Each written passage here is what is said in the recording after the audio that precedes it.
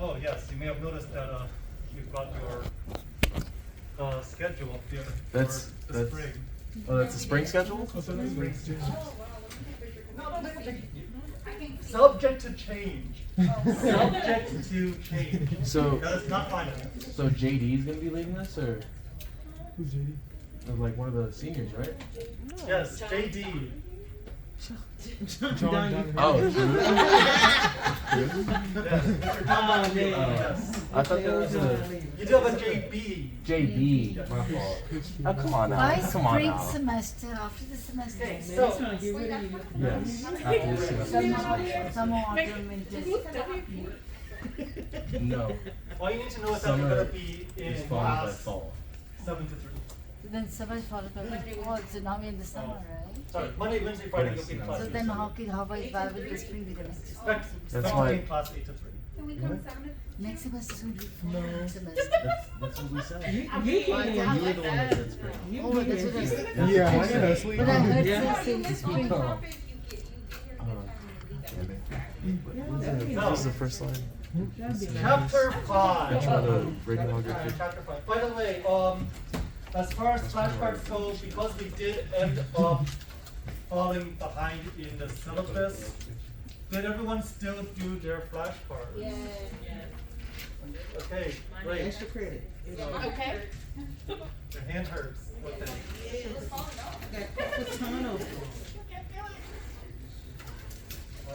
All right, we'll talk about that near the end. So, chapter 5, clinical education. Right, what is the purpose of clinical education? Because right now we're in the classroom. Right now we're in didactic education. Right? Even lab is considered to be didactic education. Only in the fall do we start clinic. But why do we need to start clinic? Well, clinic is there for you to gain the skills needed to deal with patients. Right? In lab, you're dealing with an ideal patient, which is your classmate, but real patients are messy. So you do need practice in a controlled environment, right? Working with your instructors or your technologists. As a student, you need to learn to connect information learned between your didactic and your clinical settings. Right? So things you learn here in the classroom, bring it with you into clinic. Things you learn and see in clinic, bring it back with you into the classroom. How do you improve your skills? You do so by observing, assisting, and then performing. And when you perform, you get evaluated. So, clinical setting allows you as the student to integrate the knowledge that you've learned here in class and try it out while caring for patients.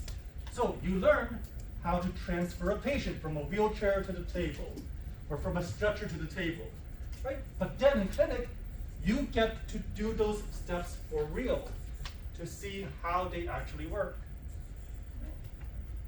Education as a medical imaging professional has 3 areas of learning, right? Cognitive, affective, and psychomotor. The emphasis in learning will shift from the classroom setting to the clinical setting as your education evolves. So, you can see that just based on how we structured the schedule. As juniors, you're in the classroom 3 times a week. In the fall, you will be in clinic 2 times a week. But as you move on and you become seniors, that changes.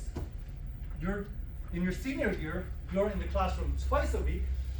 You are in clinic 3 times a week, right? Clinical becomes a bigger part of your education as you advance in your education. Good. So emphasis in learning shifts from classroom into clinic. Okay. We have something called transfer of learning, which is how you can transfer the knowledge that you gain in the classroom and bring it into the real world. Right? Okay. In clinical education, we have learning objectives. Okay. These learning objectives tell you what you should be able to do at the end of the course. So, for example, if our learning objective is that you should be competent at performing chest x-rays, right? That means that you should be able to perform chest x-rays up to a certain level of quality by the time you finish the semester. Right? So we can measure this. We have forms that the techs can use to grade you on your chest x-rays. And so we can say, all right, you hit these points, you did that well, these points you could improve on, right? It is measurable, right? And it is achievable. It's something that you'll be able to do. Competency, the successful completion of objectives, must be documented and maintained. Especially for X-ray, competency has a particular definition. The ARRT has listed out a certain number of exams that you need to do. You need to be shown to be competent in performing these exams before you are allowed to graduate. So that way no one is able to leave this program after 2 years without being able to properly perform a chest x-ray, right? Because it would be very bad if you spent 2 years in the program, you left, and you could not do a chest x-ray, which you learned in your very first semester. So you have competency, right? You show that you're competent, that you're able to successfully complete certain objectives. Right? And then you have learning outcomes, right? Not to be confused with learning objectives. So learning outcomes are at the program level. These are program level measurable expectations of students. So this is used to document the effectiveness of the program. So rather than talking about, okay, what is the student, the individual student able to do at the end of each course or at the end of each semester, now we're talking about, is the program successful? Is it doing what we are set out, what we've set out to try and do? So we have these outcomes where we say, okay, we expect a certain pass rate, for example, right? Or so that way we can look at things overall and see, is the program effectively getting the information to students? Right? So program level measurable expectations of students.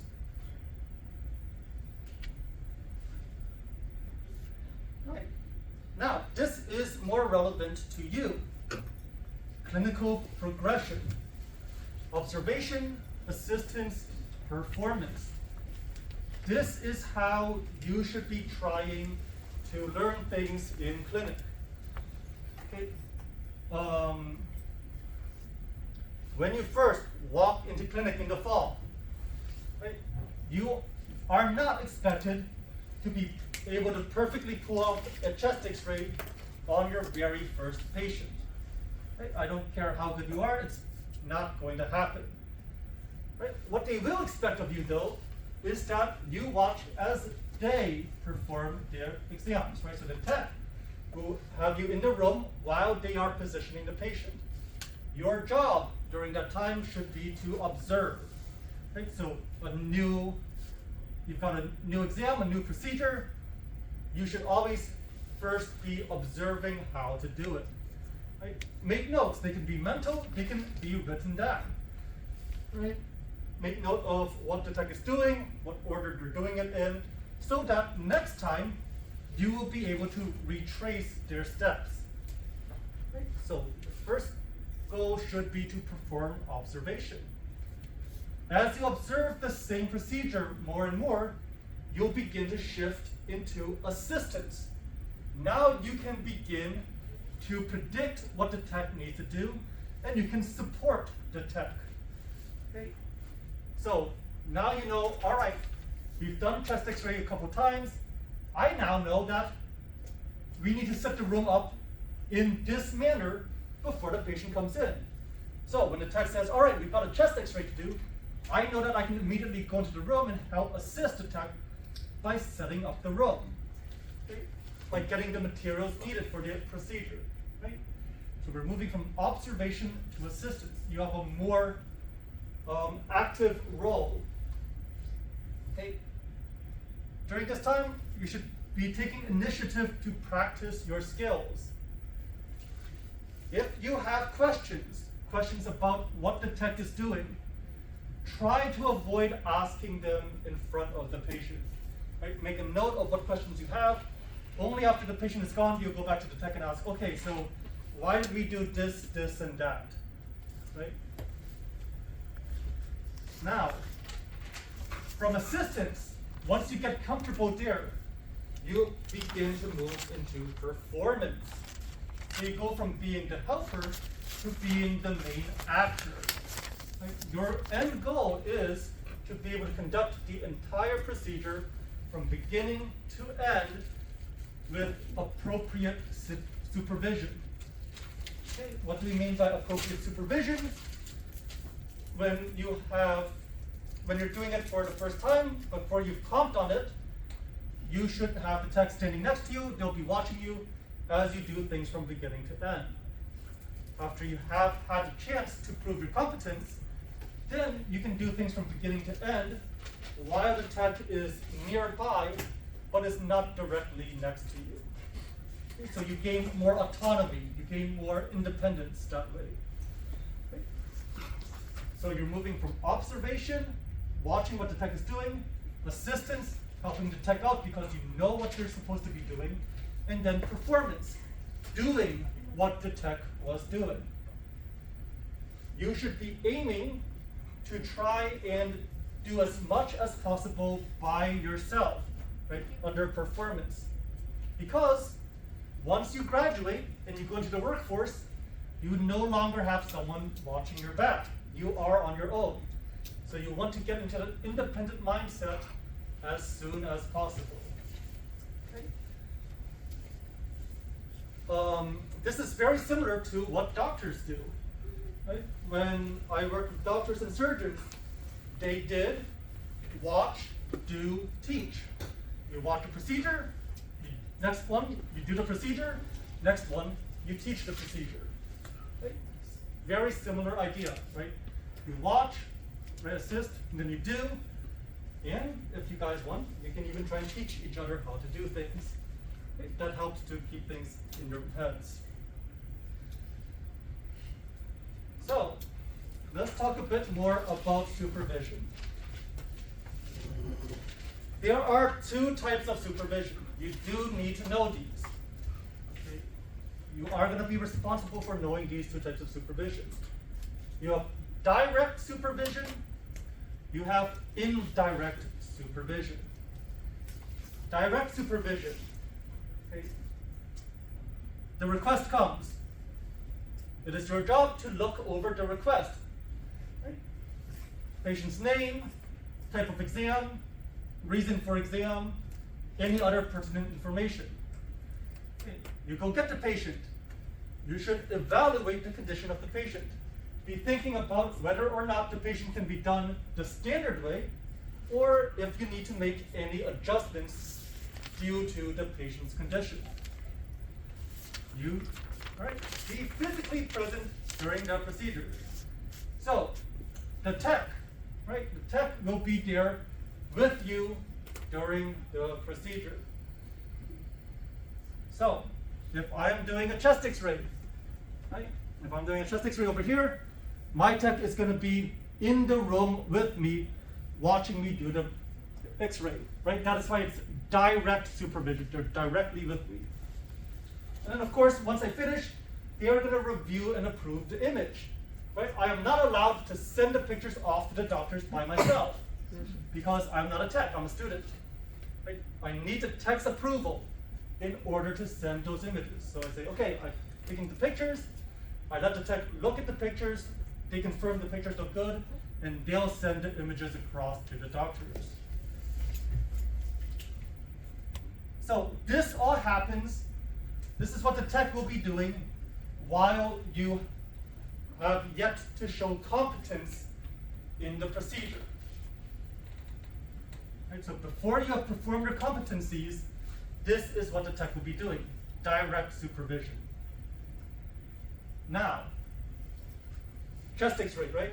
I say, okay, I think I know how to do a chest x-ray now. I am going to show my competency. I am going to comp on this chest x-ray. Right? Tech's like, all right, go for it. Do everything by yourself. Like, go out. with the patient request. I get the patient from the waiting room, bring them into the exam room. I do my ADIT. I have the room prepped and ready. Get the patient, put them against the wall bucky.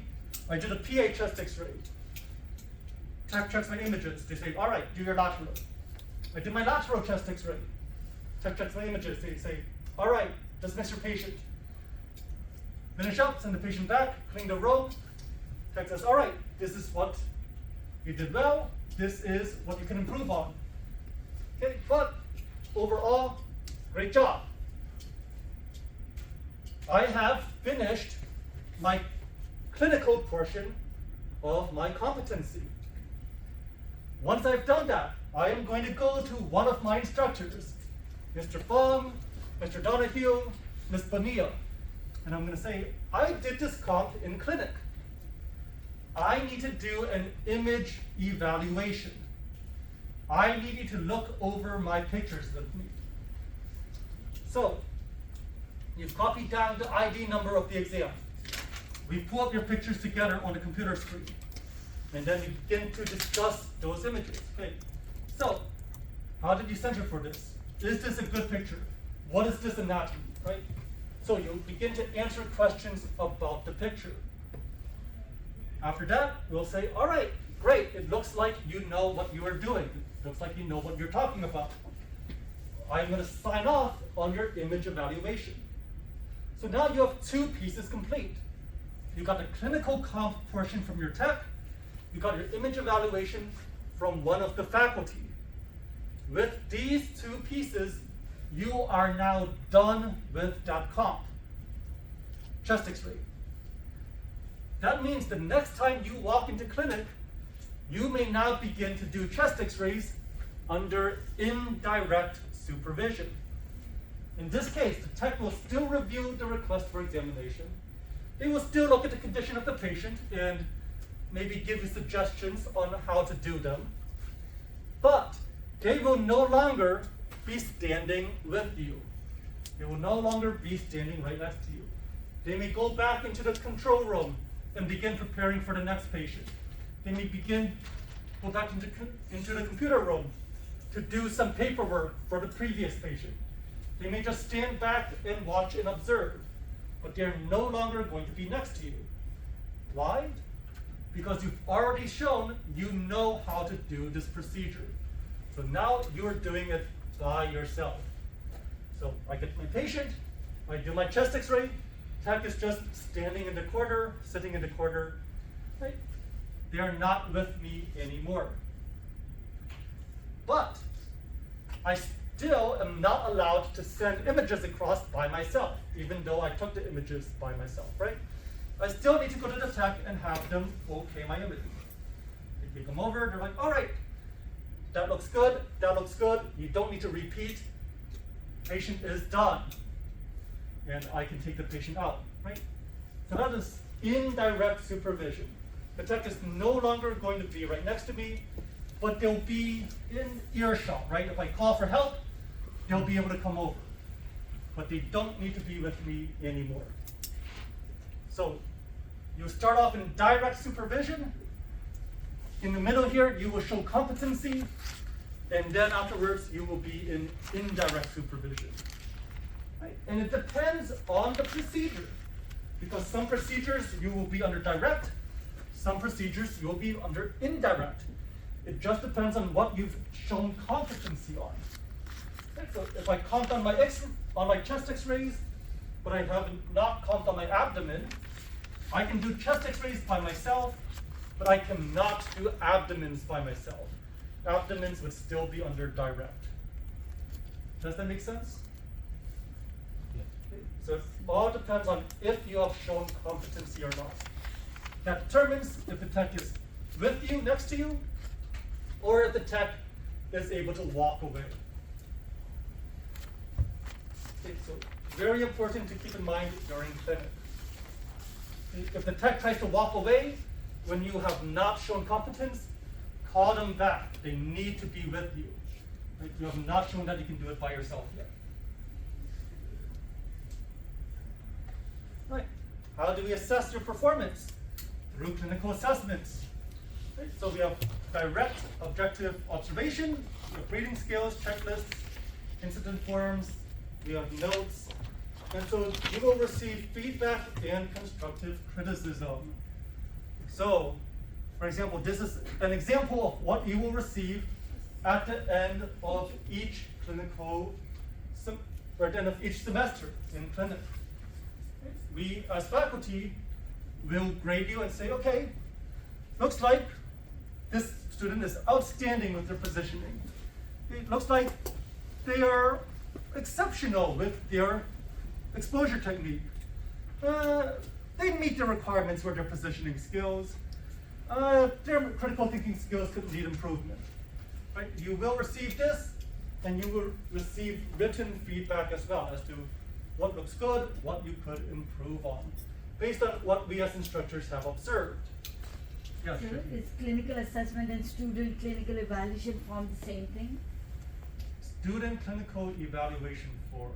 Is the same as clinical assessment? No. So, for us, in addition to faculty evaluating you, right, the site themselves, the techs that work with you, will evaluate you, and also you yourselves will have a chance to evaluate the sites. So there are going to be multiple evaluations. Clinical assessment in this case will be you being evaluated. Clinical assessment. So main thing to note here, right, is that assessments are through direct objective observation. I'm not going to assess you based off something I heard a tech say that they heard from another tech, right? It's going to be something that I've seen myself.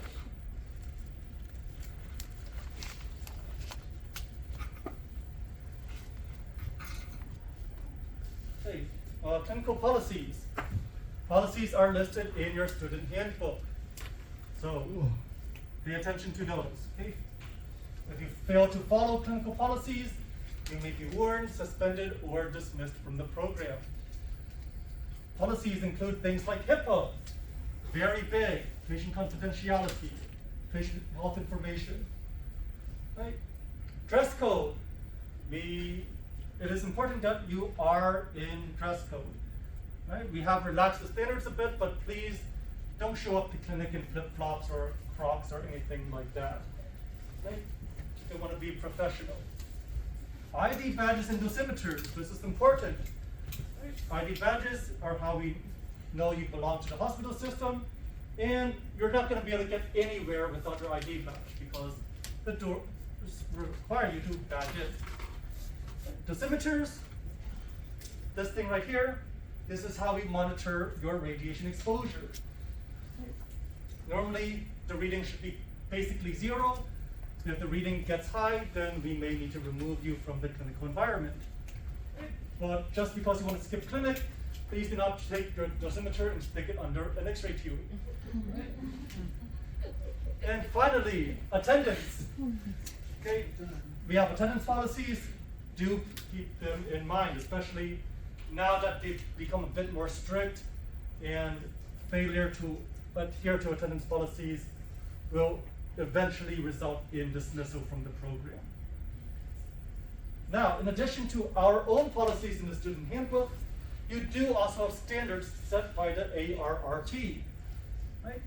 So, be mindful of the ARRT standards as well, right? If you go against their standards, right, that can lead to things like academic sanctions. You do have due process, so if you do feel like you have been treated unfairly, you have the ability to appeal disciplinary actions. All right, and I think we'll go ahead and end here since we're close to 2 o'clock.